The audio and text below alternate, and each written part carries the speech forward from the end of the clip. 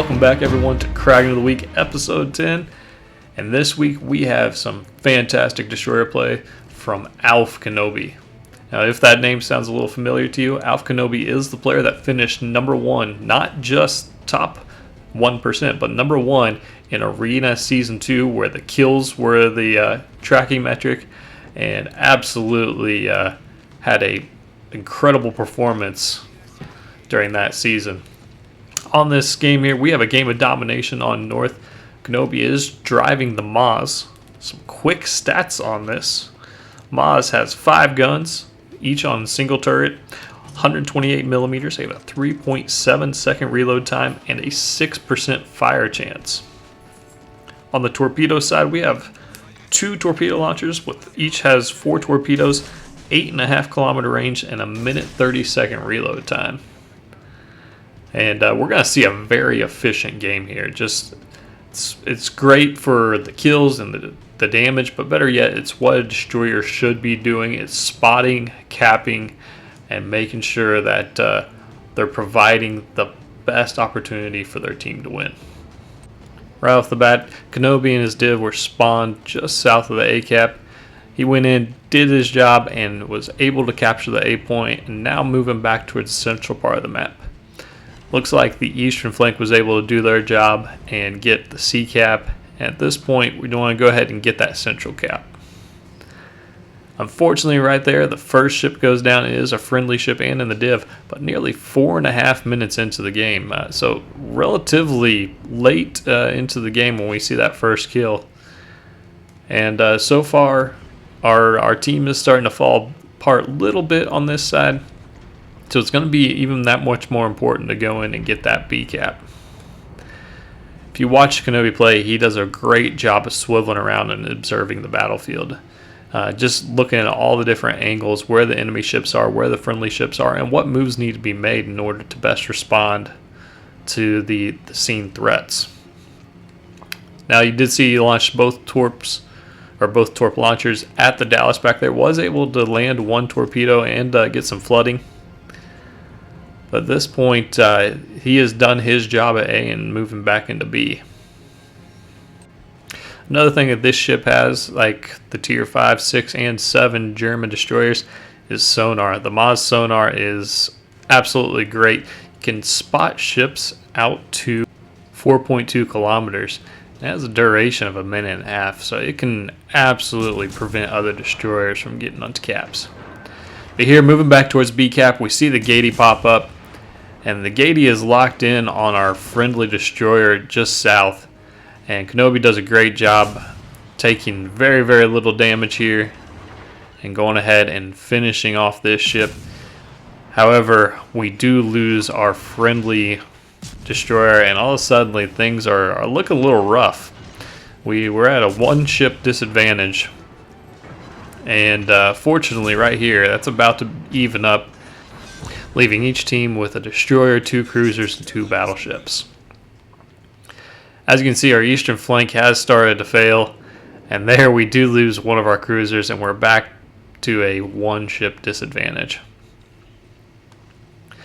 So looking around, we see that the destroyer was last spotted at sea, so it's fairly easy to assume that it's still over there at sea, leaving the B cap fairly wide open.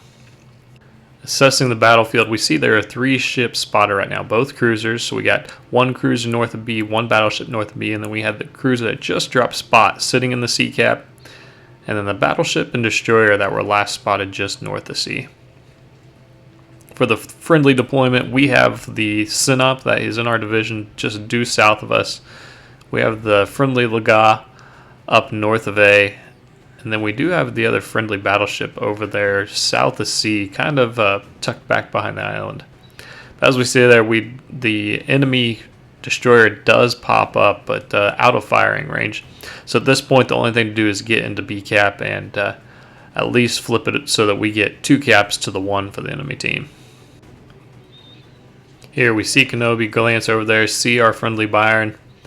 He is in a tough position though, facing off against the Graf Spee, the Kid, as well as the Gneiss now.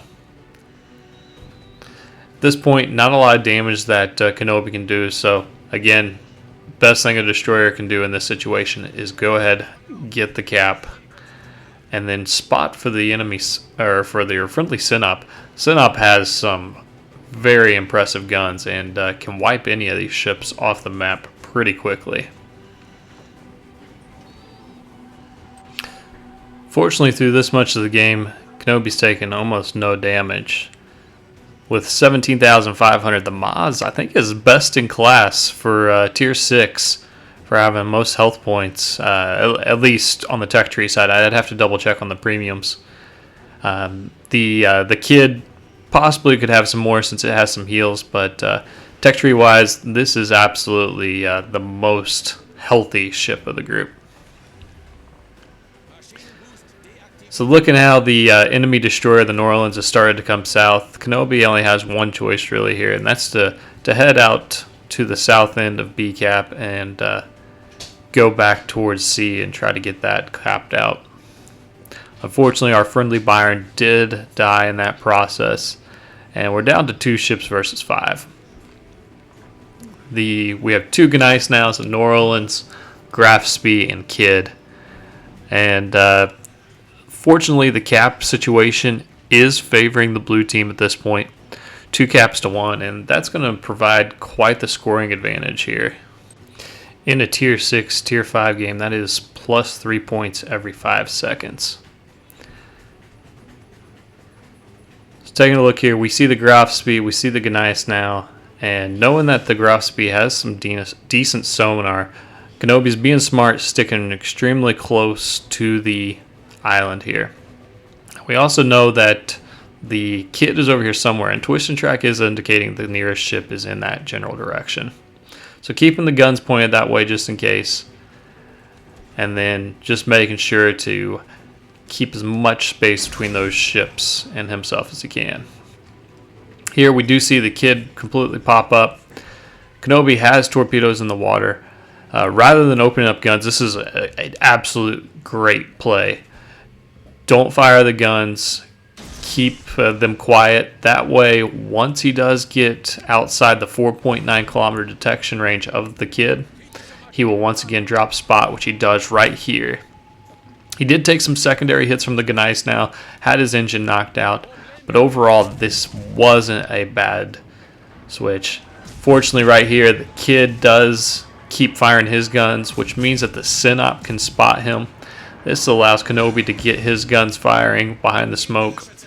Fortunately, I outran the smoke screen just a little bit here, but does a good job at turning back and getting back behind the smoke screen before taking too much damage.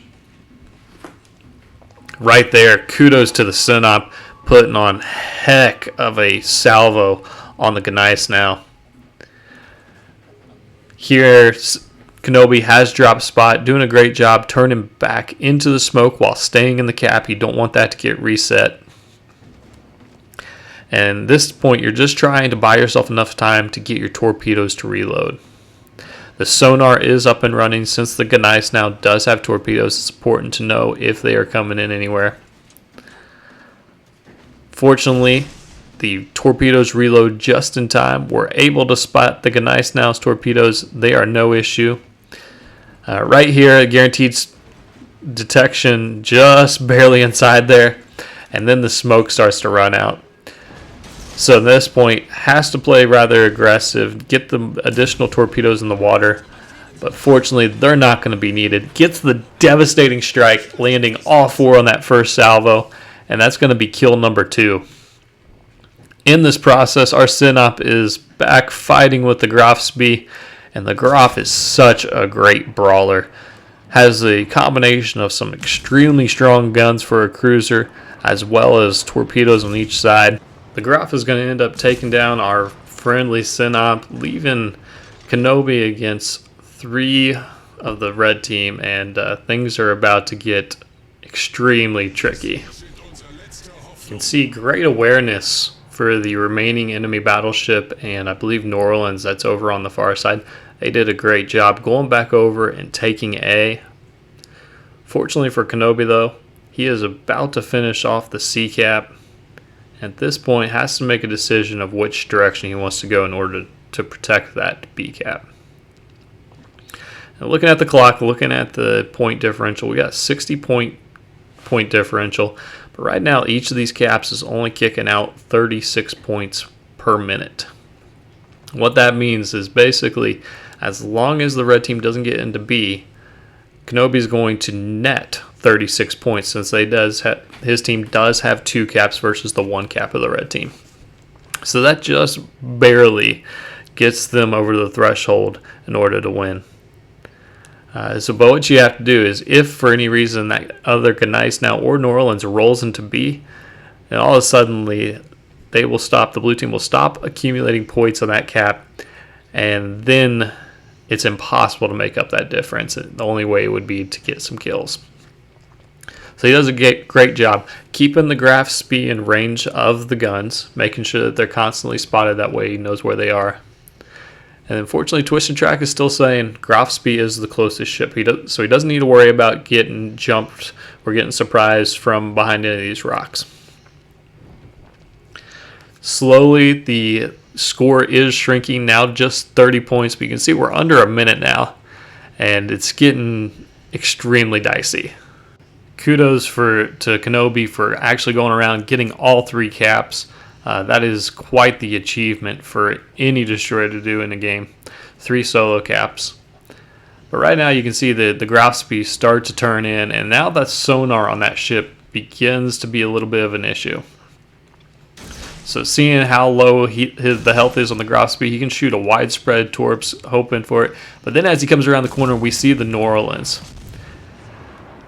Since the enemy team just rolled into the B cap, they stopped accumulating points, and now the only way to win is to get a kill. Realizing that, Kenobi does a great job, gets the guns on the New Orleans, takes him down, and now all he needs to do is survive for another 6 seconds in order to win the game. Those torpedoes were tracking perfectly. Graf Spee had gotten a little cocky, ends up eating the torpedo right at the buzzer, getting kill number 5. An absolute great example of what destroyer play should look like. Well, thank you all for watching and tuning in. That's all we have for this week for Kraken of the Week. Tune in next week to see next week's episode. If you have any questions or concerns, leave them below. We'll see you next time. Have a great day.